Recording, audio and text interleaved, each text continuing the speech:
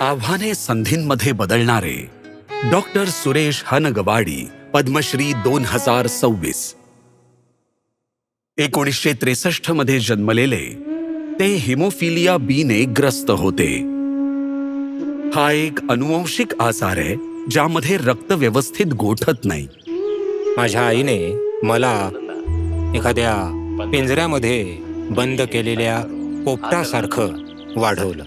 जर हिमोफिलियावर उपचार केला नाही किंवा चुकीच्या पद्धतीने उपचार केला तर सांध्यांच्या वारंवार होणाऱ्या नुकसानीमुळे विशेषतः मुलांमध्ये कायमचं अपंगत्व येऊ शकतं. डॉक्टर सुरेश स्वतः या आजाराने त्रस्त होते आणि म्हणूनच हिमोफिलियाने ग्रस्त असलेल्या इतर मुलांनाही सामान्य जीवन मिळावं अशी त्यांची इच्छा होती. माझ्या काकांना तीव्र डोकेदुखी सुरू झाली.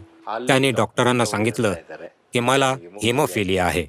माझ्या मेंदूमध्ये रक्तस्राव होत असल्याचं मला जाणवत आहे. त्यांनी 2-3 बाटल्या रक्त देण्याची विनंती केली.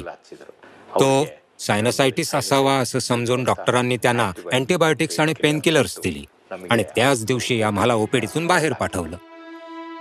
नंतर एका बागेमध्ये असह्य वेदनांनी विव्हळत असताना ते मला म्हणाले, म्हणूनच तू डॉक्टर व्हायला हवंस. मग एका आठवड्यानंतर त्यांचं निधन झालं. तेव्हाच मी डॉक्टर होण्याचा निश्चय केला. डॉक्टर सुरेश यांनी MBBS आणि नंतर पॅथॉलॉजीमध्ये MD पूर्ण केलं. आपल्या पहिल्या भत्त्यातून त्यांनी कर्नाटकातील पहिली हिमोफिलिया सोसायटी सुरू केली. आव्हान हे होतं की औषधं परदेशातून आयात करावी लागत असत, ज्यामुळे ती खूप महाग होती. त्यांनी निधी गोळा करायला सुरुवात केली जेणेकरून कोणत्याही रुग्णाला उपचाराविना त्रास होऊ नये. त्यांनी समाजातील सर्व घटकांना एकत्र आणलं आणि त्यांना या कार्यासाठी योगदान देण्यास प्रोत्साहित केलं. रक्ताच्या विकारांवरील उपचारांसाठी एक प्रणाली स्थापन करण्यात आली. त्यात diagnostics, in patient facility, hydrotherapy, physiotherapy ते रक्त केंद्रापर्यंत सगळं होतं.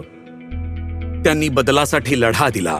हिमोफिलिया उपचाराच्या मोहिमेत सरकारी सहभागासाठी आवाज उठवला. 2005 मध्ये देशात पहिल्यांदाच आमचं कर्नाटक राज्य हिमोफिलिया उपचाराच्या मोहिमेमध्ये सहभागी होणारं पहिलं राज्य ठरलं. करुणा आणि धैर्याने परिपूर्ण जीवन जगण्याच्या बाबतीत डॉक्टर हनगवाडी एक आदर्श आहेत. आमच्या रक्तात फक्त रक्त गोठवणाऱ्या प्रथिनांची कमतरता असते, उत्साह किंवा बुद्धिमत्तेची नाही. योग्य उपचाराने हिमोफिलियाग्रस्त आमची मुलं या अपंगत्व आणि त्रासातून मुक्त होऊ शकतात.